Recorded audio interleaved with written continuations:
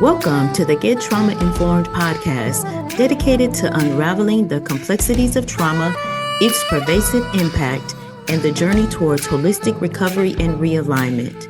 If your radiance has ever felt muted, like I and thousands of others, you're in the right place to reignite your inner light. I'm your host, Wellness Coach Liz Blanding, and this is the Get Trauma-Informed podcast.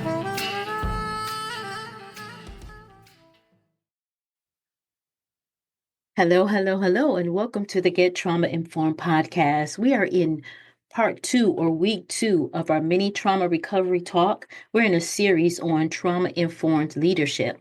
Today is a big week because we're talking about addiction, relapse prevention, and emotional intelligence, EQ, if you will.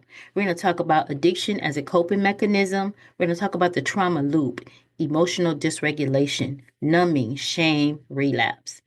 We're going to talk about the role of EQ in leadership, and we're going to talk about self-awareness, regulation, and empathy.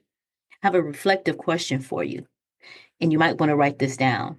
How does EQ show up when things get tough? How does your EQ show up when things get tough? Okay, so addiction is often misunderstood in leadership spaces, but it plays a significant role in trauma response.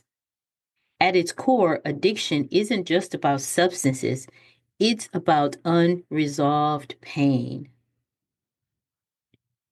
It's a coping mechanism for regulating emotions that feel too big or too heavy to manage, whether it's alcohol, food, social media, workaholism, people pleasing. It could be sexing, it could be gaming, it could be shopping. All of these things that we do in excess or we overdo, it is a way for us to numb ourselves and to completely get out of our situation or get out of the pain, right? These patterns serve as emotional numbing agents when someone lacks that tool of emotional regulation, right? This is why relapse prevention is just as important for leaders as it is for those in traditional recovery. It's about noticing when we're slipping back into our old trauma responses or unhealthy coping mechanisms during stress. Relapse can look like avoiding hard conversations, overcommitting, controlling team members, or isolating emotionally, right? There is emotional intelligence, and this is when it becomes a vital tool in trauma-informed leadership. EQ involves self-awareness, self-regulation, empathy, and healthy interpersonal relationships. When leaders build EQ, they become more present, more responsive, and more able to create psychologically safe environments. And that is so important for anyone that has faced trauma. Trauma steals that sense of safety, right? So in us building or caring for someone that have gone through trauma, it's important that we create that safe environment.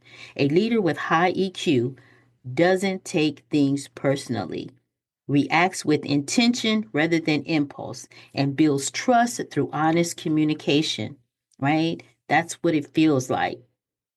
Trauma can delay emotional development, so many adults in leadership roles may have high IQs but struggle with EQ.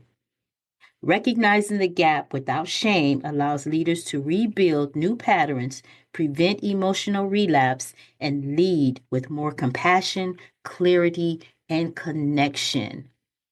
If you want to learn more about or go deeper or take a deeper dive in any of these lessons, please contact us at oasiswellnessctrs.com, and we'll see you in part number 3. Bye for now. It's time to buckle up. No more suffering in silence. Our Power Pack journey to recovery and realignment starts now. Remember, you were collateral damage on someone else's warpath. Trauma is not your fault. Recovery, however, is your responsibility. I'm your host, Wellness Coach Liz Blanding, and this is the Get Trauma-Informed podcast.